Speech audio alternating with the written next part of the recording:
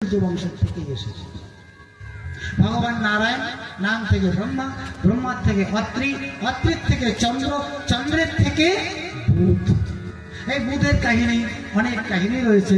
বুধ থেকে যারা এসেছে তারা হচ্ছে সকলেই চন্দ্রবংশ। এই চন্দ্রবংশেতেই কৃষ্ণচন্দ্র এসেছে। এই চন্দ্রবংশে আনতে গিয়ে রাজা হয়েছেন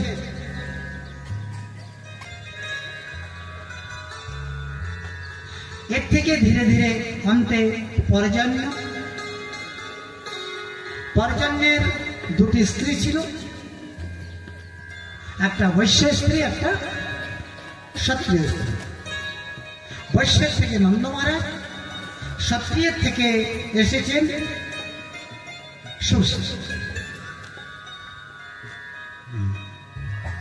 সুরসেনের দুটো স্ত্রী ছিল। পর্জন্যের পুত্র সুরসেন, তার থেকে দুজন এসেছে।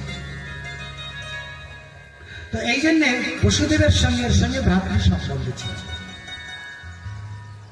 এই সময় উগ্রসেন রাজা হয়, ভোজবংশের উগ্রসেন মথুরার রাজা থাকে। আর বসুদেব সুরসেন দেশের রাজা হয়। সুরসেন আছেন, তথাপিও তাকেই রাজা বলা হয়, কেন জ্যেষ্ঠ পুত্র তো, 10 জন পুত্র, তার মধ্যে জ্যেষ্ঠ পুত্র। এই আগ্রার কাছে কাছে, আগ্রা মথুরা মাঝখানে এরকম সুরসেন দেশ ছিল। নন্দ মহারাজ তিনি গৌ আদি পালন করেন, তিনি বনেতে থাকেন। গৌ আদি কৃষি, বাণিজ্য, বাণিজ্য তার কার্য। সত্যি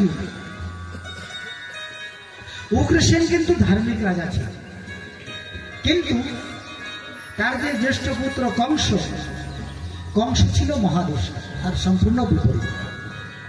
আর অসুরদের যে কার্য, আমরা ইতিহাস পড়লে শুনতে পাই যে বাপ না মেরে রাজা হয়েছে, মুখ করেছে ইত্যাদি। কখনো মন্ত্রী রাজাকে মেরে রাজা হয়, এগুলি আগেই রয়েছে। কংস ঠিক নিজের পিতাকে কি করলো, বেঁধে কারাগারে ফেলে দিল, আর নিজে রাজা হয়ে বসে সর্বত্র শাসন করছে। সে যত যদুবংশ তাদেরকে কাউকে তাড়িয়ে দিচ্ছে, কাউকে করছে, কেউ ভয়ে পালিয়ে যাচ্ছে। অসুরদের এনে মথুরাতে বসতি দিচ্ছে। এই প্রকারে চলেছে। একটি বোনের বিবাহ বাকি ছিল, এর নিজের বোন না, কাকার বোন। সে বোনটি হচ্ছে দেবকী। তার 7টি বোন ছিল, 7টি না, বসুদেবের সঙ্গে বিবাহ হয়েছে। শেষ বোনটি তাকে তার সঙ্গে বিবাহ হয়েছে। কংস খুব প্রিয় ছিল দেবকী, ছোট বোন খুব প্রিয় ছিল। খুব ধুমধামের সহিত এই বিবাহ কার্য আরম্ভ করেছে। বিবাহ কার্য সুন্দর রূপে সম্পন্ন হয়েছে এবং যত প্রকার যৌতুক আদি দেওয়ার সবকিছু দিয়েছে। দাসী দিয়েছে, ঘোড়া দিয়েছে, হাতি দিয়েছে, রথ দিয়েছে, স্বর্ণ অলঙ্কার দিয়েছে, কিছু কম রাখেন, সম্পূর্ণ দিয়েছে। প্রাতকাল হতেই বরবধূর বিদায়ের পালা। যখন বরবধূর বিদায়ের পালা এসেছে, সারথি বিদায় দিতে যাবে, কংস বলছেন না, আমার আদরের বোন সেইভাবে যাবে তা আমি সহ্য করতে পারবো না, আমি নিজেই আমার বোনকে বিদায় দেব। তাই আজ কংস নিজেই সারথি সেজেছে,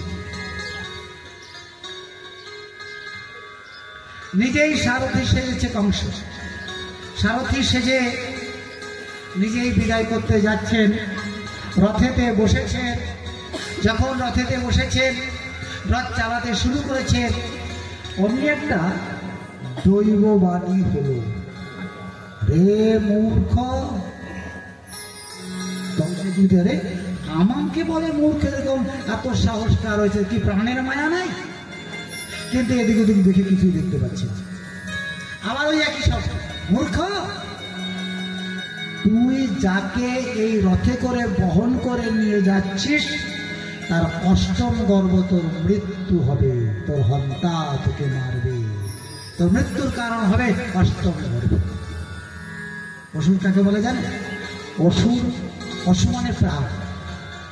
যারা কেবল নিজের প্রাণী রক্ষা করতে জানে, অন্য কারো লোকের কাছ থেকে ছিনতাই করে খাবে, জবরদস্তি নিয়ে খাবে, ধোকা দিয়ে খাবে, এই বুদ্ধি তাদেরকে অসুর বলা হয়। অসুর প্রাণ রক্ষাতি অসুরাহ, যারা কেবল নিজের প্রাণকে রক্ষা করতে জানে তারাই হচ্ছে অসুর। এর সঙ্গে সঙ্গে নিজের বোনটাকে এতদিন এত আদরের ছিল, আজকে সঙ্গে সঙ্গে তার চুলের মুঠিতে ধরলো, খড়গটা বের করলো, কেটে ফেলল।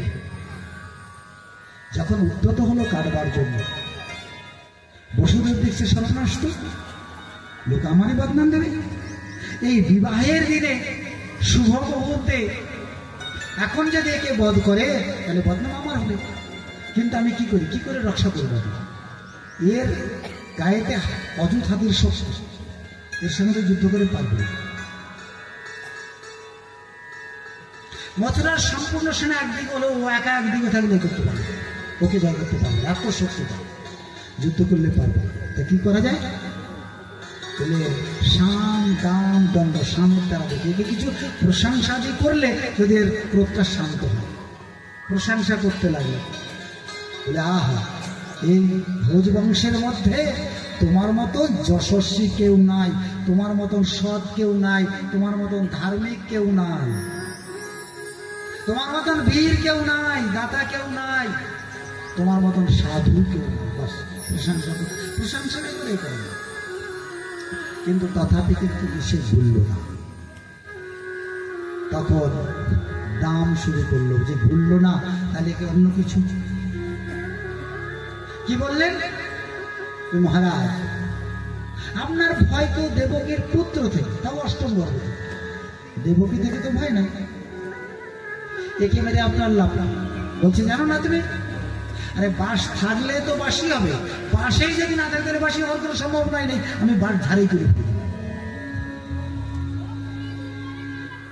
বলে দেখুন, এ আপনার ছোট বোন, আদরের বোন, স্ত্রী জাতি, তারপরে আবার বিবাহের দিনে, আর আপনার মতন একটা বীর যদি একে হত্যা করে তাতে আপনার বদনাম হবে। লোকে কি বলবে, আরে এত বড় একটা বীর একটা স্ত্রীকে হত্যা করেছে তাকে, হ্যাঁ, তা আবার নিজের বোন, বিবাহের শুভ মুহূর্তে বললে একটু মনটাই হয়। দেখ কাজ করে, আপনার তো ছেলে থেকে ভয়, আমি আপনাকে কথা দিচ্ছি, এর ছেলে হওয়া মাত্রই আপনার হাতে আমি তুলে দেব। ছেলে থেকে তো ভয়, তুলে দেব, আপনি একে ছেড়ে। বসুদেবকে বিশ্বাস করে, কেন বসুদেব কখনো মিথ্যা বলে না জীবনে, এই জন্য বসুদেবকে বিশ্বাস করে। তো ছেড়ে দিল। বসুদেব প্রথম পুত্রটা হতেই তাকে হাতে করে কোলে করে নিয়ে চলে এলেন। তার নাম ছিল কীর্তিমান। এত তার রূপ, না কংসের মতন অসুর তার রূপ দেখে ভুলে গেল। বলে এত সুন্দর ছেলেটা, একদম অগ্নির মতন তার শরীরে তেজ, না এই বাচ্চাটাকে মেরে লাভ নেই, শিশু হত্যার একটা পাপ লাগবে। আর আমার তো মৃত্যু অষ্টম গর্ভ থেকে, অষ্টম পুত্র থেকে, এটা প্রথম থেকে তো না। চলে যাচ্ছিল এমনি মধ্যে নারদ এসে বলছেন, নারায়ণ নারায়ণ, কংস ভালো আছো? বলে হ্যাঁ। ওই যে দেখলাম কে যাচ্ছে, বলে ওই বসুদেব এসেছিল তার প্রথম ছেলে নিয়ে, আমার তো ভয় ওদের অষ্টম ছেলে দিয়ে, প্রথম ছেলেকে আর এই করে লাভ কেন ছেড়ে দিলাম। নারায়ণ নারায়ণ, তুমি দেবতাদের জানো? বলে কিরকম? বলে অঙ্কস্য বা মা গতি, ওরা বাম দিক থেকে বলে। আবার দেখো ওদের গোনাটা না, ওদের সিদ্ধান্তটা অনেক গোল মতো, মানে গোল গোল বোঝা যায়। কিরকম? একটা পদ্মফুল ধরলো, বলে এই পদ্মফুলটা কি? গোল। আর বলো এই অষ্টদলের পদ্ম, এর মধ্যে 8টা কোনটা? 8 নাম্বার কোনটা? পারবে নির্ণয় করতে? এখান থেকে এইটা, এখান থেকে এইটা, এইখান থেকে এইটা। অতএব ওই দেবতাদের কথা বোঝা যায় না, ভাষা বোঝা যায় না, ওদের ভাষা এরকম গোল হয়। তাহলে কি করবো?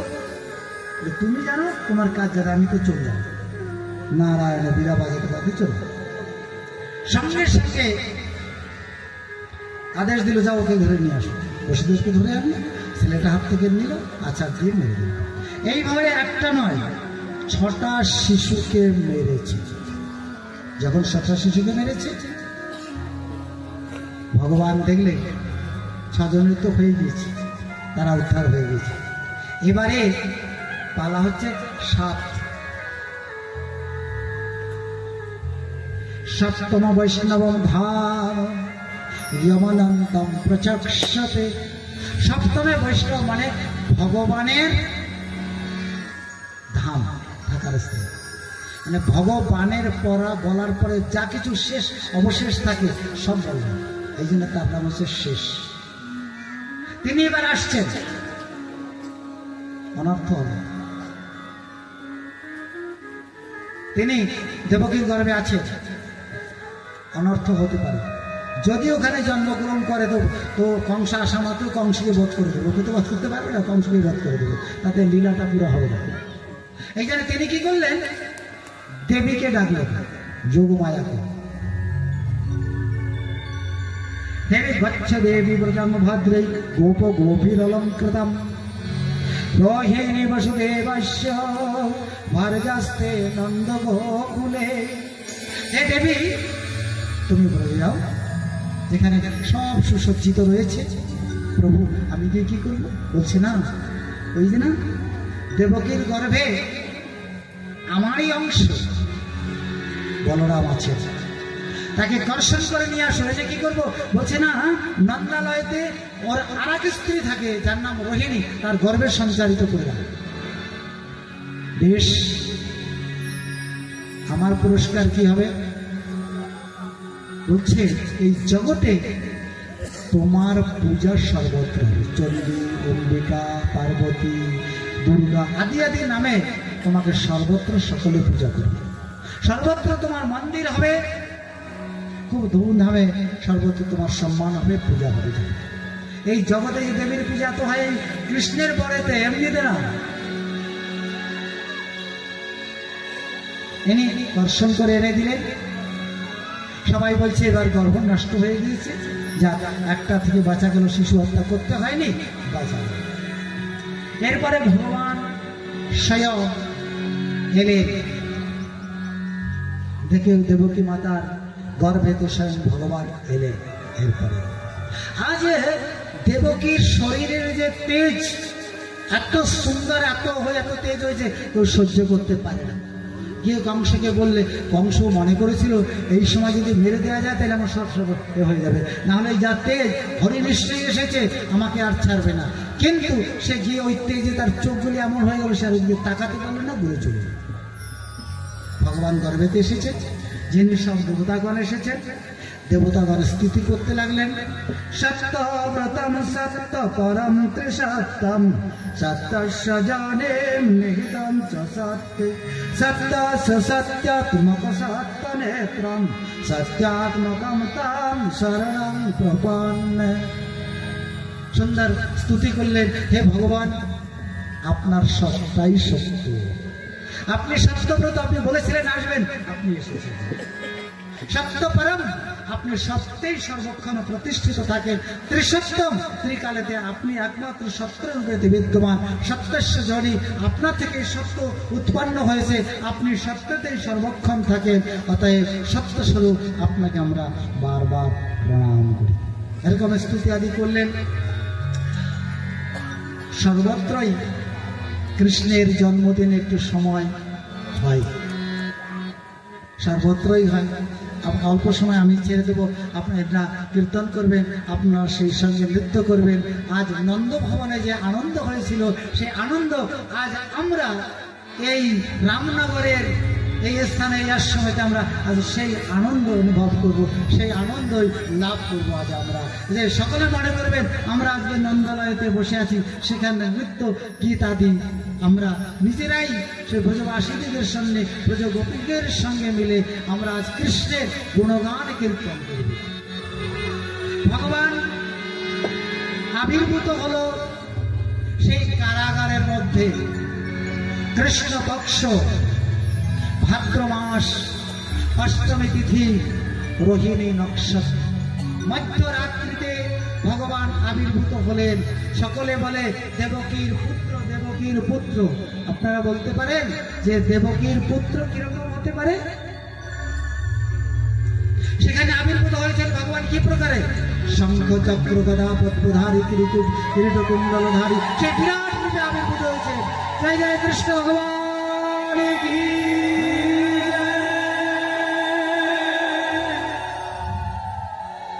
ভগবান আবির্ভূত হতেই বিরাট রূপটা, চার হাতে তার অস্ত্র শস্ত্র সব রয়েছে, কিরীট রয়েছে, কুণ্ডল রয়েছে, বনমালা রয়েছে, পরাতে বস্ত্র রয়েছে। এইভাবে তিনি আবির্ভূত হলেন।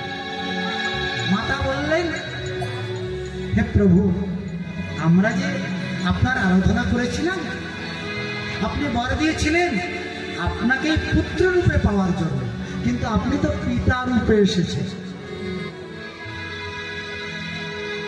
বললেন, প্রাক জন্ম স্মরণায়তে, তোমরা পূর্ব জন্মে যে আমার আরাধনা করেছিলে, তোমাকে বর দিয়েছিলাম আমি তোমাদের পুত্র হয়ে আসবো। সে কে রূপ ছিল? নারায়ণ রূপ ছিল, ভগবান রূপ ছিল। এইবার আমি যদি প্রাকৃত শিশু রূপে আসি, তাহলে তুমি কি করে বুঝবে যে সে ভগবান এসেছে কি কোন একটা জীব এসেছে? বুঝতে তো পারবে না। এই জন্য আমি সেই সাক্ষাৎ ভগবান রূপেতে এসেছি তোমাদের প্রত্যয়ের বিশ্বাসের জন্য যে আমি সেই ভগবানই এসেছি। অতএব কংস থেকে তোমাদের কোনোই ভয় নাই। তোমরা যেমন প্রার্থনা করেছিলে, এখনই আমি ছোট শিশু হচ্ছি। তবে একটি কথা, এখানে আমাকে রাখবে না, কেননা তাহলে শিশুলীলা হবে না। কংসকে বধ আমাকে করতে হবে, তাহলে শিশুলীলা হবে না।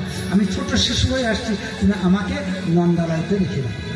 সেখানে আরেকটি পুত্র কন্যা জন্মগ্রহণ করেছে, সে কন্যাকে নিয়ে আসবে। বহু প্রাকৃত শিশু একটা ছোট্ট বালক হয়ে গেল। বালক হওয়া মাত্রই বসুদেব ভগবানের আদেশ পালনের জন্য তাকে নিয়ে যাবেন, কিন্তু হাত তার বাধা শৃঙ্খলের দ্বারা, লোহার শৃঙ্খলের দ্বারা। তিনি চিন্তা করলেন না যে আমি বাধা আছি না ছাড়া আছি, ভগবানের আদেশ আমাকে পালন করতে হবে। যখন ভগবানকে ধরতে গেলেন, হাতের বেরিগুলি আপনার ফেল, ভগবানকে বুকে তুলে নিলেন। এবার যাবেন, চলবেন কি করে? পায়েও তো শিকল হয়েছে। যখন চলতে চাইলেন, পায়ের শৃঙ্খলগুলি কেটে গেল। 7টা দোয়ার ছিল, 7টা দোয়ার খুলে গেল। যারা প্রহরীগণ ছিল সব যোগনিদ্রায় ঘুমিয়ে পড়েছে। ধীরে ধীরে এগিয়ে চলেছেন। রাস্তায় যেতেই দেখছেন মেঘ। আরে আমার বর্ণ আর কৃষ্ণের বর্ণ এক, তাহলে কৃষ্ণ আর আমি সখা। সমান ক্ষতি সখা, কৃষ্ণ আমার সখা, সেবা করতে আমি সখা। সখা এসে স্বাগত করতে আমি কি দিয়ে করবে? ওনার আর কি আছে? পুষ্প বৃষ্টি। তাই পুষ্পের মতন বৃষ্টি বর্ষণ করতে পারবে। সে দেখলেন আমার প্রভু, সে ভিজে যাবে, তার কষ্ট হবে। তিনি পিছের থেকে ছাতা, মানে ফোন দিয়ে ছাতা ধারণ করলেন। চলে যাচ্ছেন নদীর উপর থেকে। এখন যমুনা দেবী বলছেন, হায় আমার প্রভু আমার উপর থেকে চলে যাচ্ছে, আমি তার পদস্পর্শ করতে পারবো না, তার পদধৌত করতে আমি পারবো না। তাই সেই যমুনার জল ফুলে উঠল, ভগবানের চরণস্পর্শ হলো। অতঃপর চরণস্পর্শ করে নদী আবার সাম্য হলো। তিনি রাস্তা দিয়ে দিলেন। ওখানে লিখেন যথা শ্রীয়পতি রামচন্দ্রকে যে প্রকার সমুদ্র রাস্তা দিয়েছিল, এই প্রকার যমুনা দেবীও রাস্তা দিলেন। তিনি চলে গেলেন সেপারে গিয়ে অন্ধকারের মধ্যে। কিন্তু এখানে অনেক কথা রয়েছে, অনেক শাস্ত্রের প্রমাণ রয়েছে, ভবিষ্যৎ পুরাণ আদিতে রয়েছে যে তিনি যমজ সন্তান জন্মগ্রহণ করেছিলেন, জন্ম দিয়েছিলেন দেবকী। একটি কন্যা, একটি পুত্র। পুত্রটাকে সে জানতে পারলেন যশোদা। যখন গিয়ে সেই বিছনার উপরে রাখলেন, দুটো এক হয়ে গেল। আর ওই দেবী তাকে নিয়ে চলে এলেন। চলে এনে কারাগারে প্রবেশ করতেই সব দ্বারগুলি বন্ধ হয়ে গেল। হাতে যেমন শৃঙ্খল তেমন হয়ে গেল। দেবকীর কাছে দিলেন, দেবকী তাকে তুলে নিয়ে আদর করতে লাগলেন। একটা খেলা দেখেছেন, বড় মজার খেলা। কিন্তু যখন পরব্রহ্ম সনাতন পরাৎপর ভগবান তাকে যখন তিনি নিতে চাইলেন বুকেতে, তখন তার সব বন্ধনগুলি আপনার কেটে গেল, তাই না? এবার যখন মায়াকে নিয়ে এলেন, মায়াকে নিয়ে কোলে করে যখন নিয়ে এখানে প্রবেশ করলেন, আবার সব বন্ধনগুলি আপনার। এইটাই জগতের খেলা। আমরা যখন ভগবানকে যদি পেতে চাই, ভগবানকে ভালোবাসতে পারি, ভগবানকে হৃদয়ে ধারণ করতে পারি, তাহলে আমার সব বন্ধন কেটে যাবে। আর যদি আমরা ওই মায়াকে আদর করি, মায়াকেই হৃদয়ে স্থাপন করি, তাহলে আর সব বন্ধনগুলো আমাদের কিন্তু আপনা আপ হয়ে যাবে। মায়া ছেড়ে ভগবানকে ধরতে হবে। মেয়েটি কেঁদে উঠল, প্রহরীগণ জেগে উঠল। সংবাদ চলে গেল কংসের কাছে।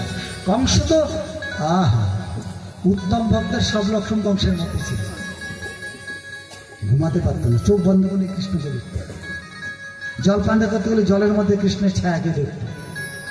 যাহা যাহা নেত্র পরে না দেখে তার মূর্তি, যেখানেই তার দৃষ্টি পড়ে তার মূর্তি, মানে ওই গাছপালা পশু কিছু দেখেন সব কৃষ্ণকে দেখে।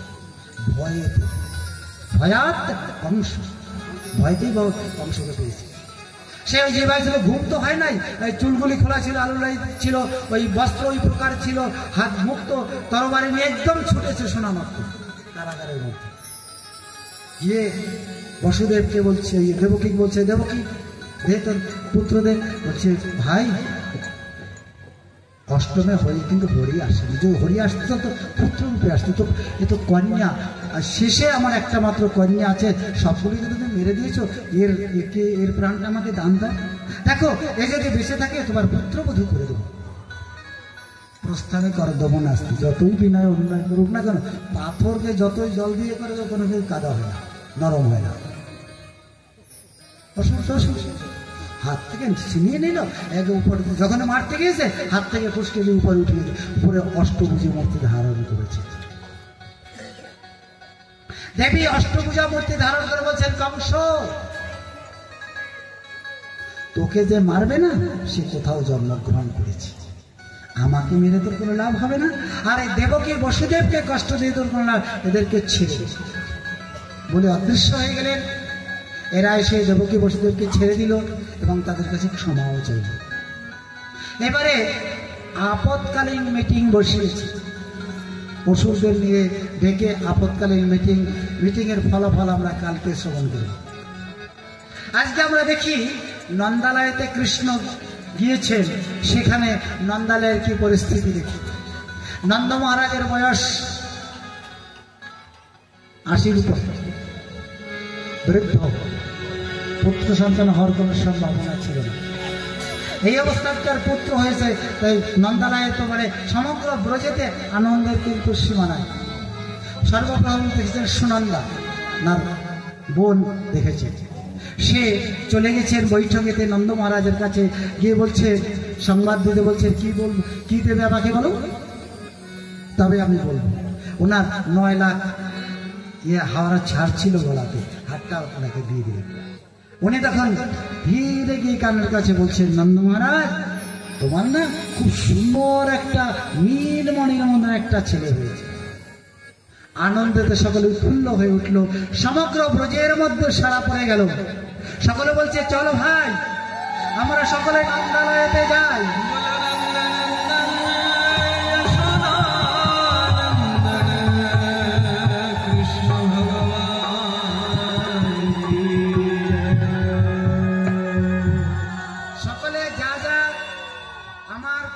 কৃষ্ণের জন্য, নন্দের ছেলের জন্য উপহার উপঢৌকন দেবার জন্য, পুরস্কার দেবার জন্য এনেছে।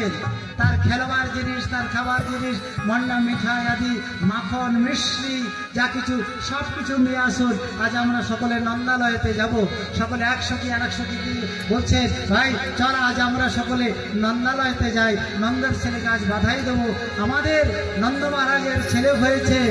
সকলের সৌভাগ্য নিয়ে আজ নন্দালয়ের দিকে সকলেই তো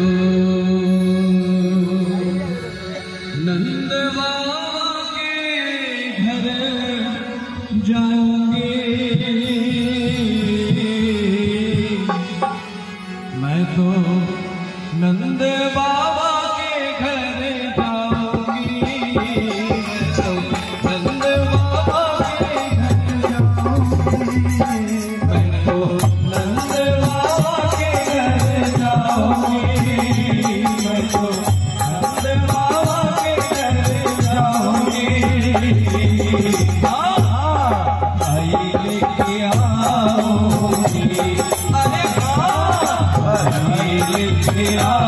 जाऊंगी, नंद बाबा के घर जाऊंगी, मैं तो नंद बाबा के घर जाऊंगी। अरे लेके आऊंगी, अरे हरी लेके आऊंगी।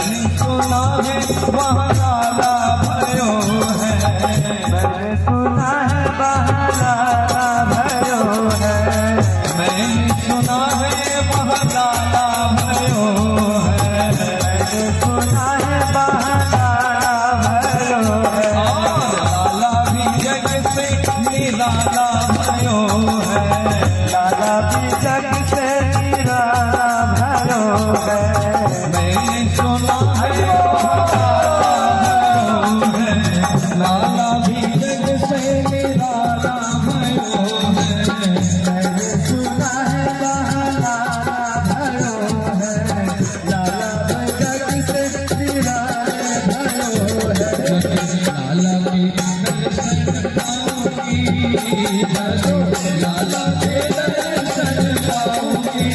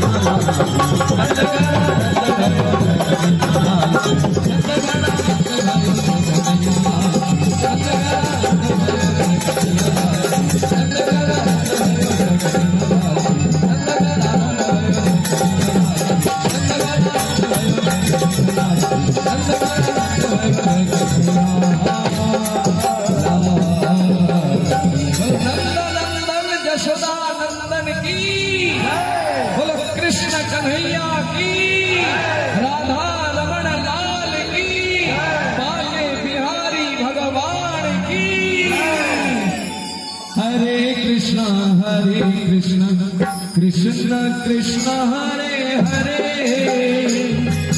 हरे राम राम राम हरे हरे हरे कृष्ण कृष्ण कृष्ण हरे हरे हरे राम राम राम हरे हरे हरे कृष्ण कृष्ण कृष्ण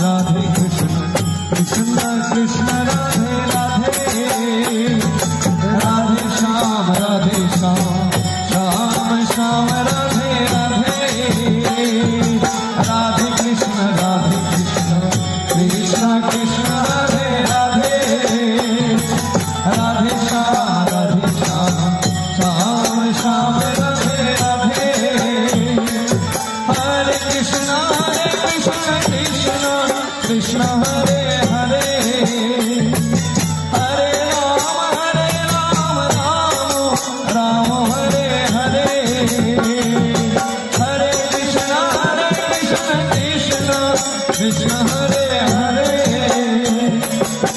हरे राम राम हरे हरे हरे कृष्ण कृष्ण कृष्ण हरे हरे हरे राम राम हरे हरे हरे कृष्ण कृष्ण कृष्ण हरे हरे हरे कृष्ण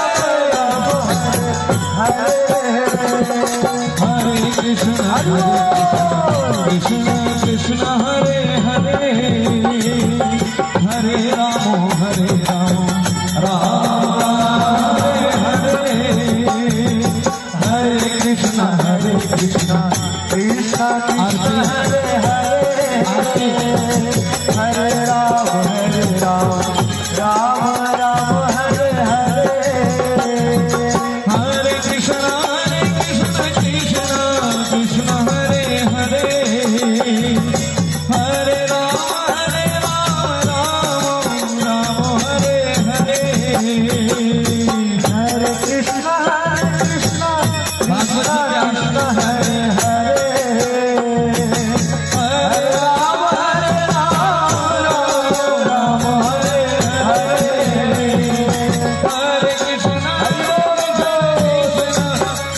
हरे हरे हरे राम हरे हरे हरे कृष्ण कृष्ण कृष्ण हरे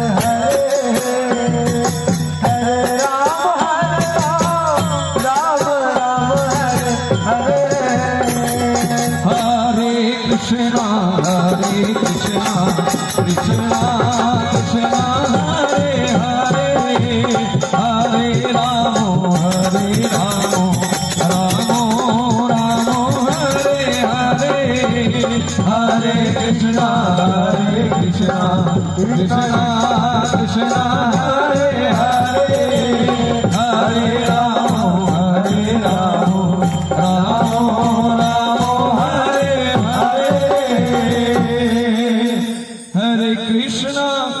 हरे कृष्ण कृष्ण कृष्ण हरे हरे हरे राम राम हरे हरे हरे कृष्ण कृष्ण कृष्ण हरे हरे राम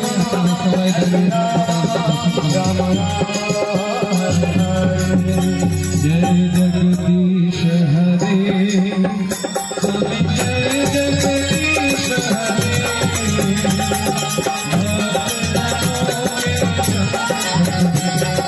दास जनों के शरण में दूर करे ओम जय जगदीश हरे ओम जय जगदीश हरे ओम जय जगदीश हरे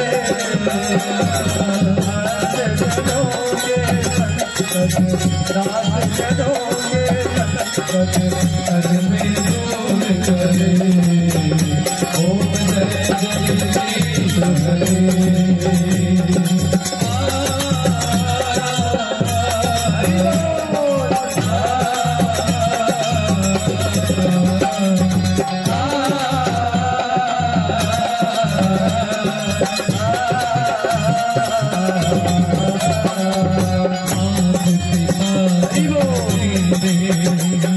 शरण लो